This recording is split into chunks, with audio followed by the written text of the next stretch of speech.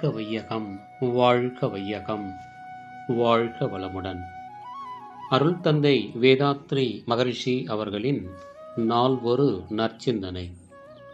November மாதம் 17ஆம் தேதி. தலைப்பு: பேரறிவில் தோய்வோம். உலக வாழ்வில் பொருள், மக்கள், பால், புகழ், செல்வாக்கு என்ற ஐவகை பற்று ஏற்படுவது இயல்பே.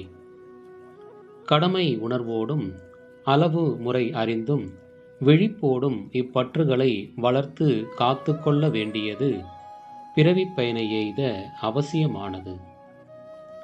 நீரில் குளிப்பது தேவைதான். ஆனால் நீரில் மூழ்கிவிடாமலும் காத்து கொள்ள வேண்டும்.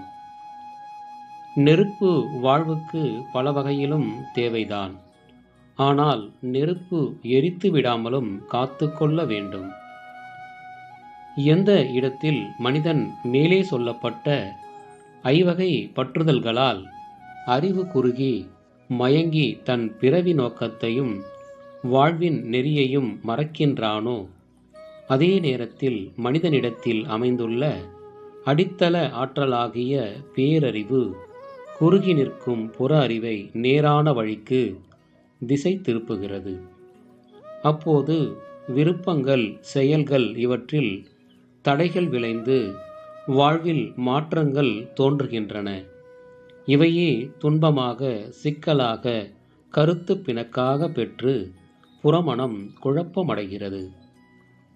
இத்துன்பங்களிலிருந்து புறமனதை மீட்க பேரறிவு விரிந்த இயற்கை ஆற்றல் மூலமாகவும் மனிதர்கள் மூலமாகவும் உதவிக்கொண்டேதான் இருக்கும்.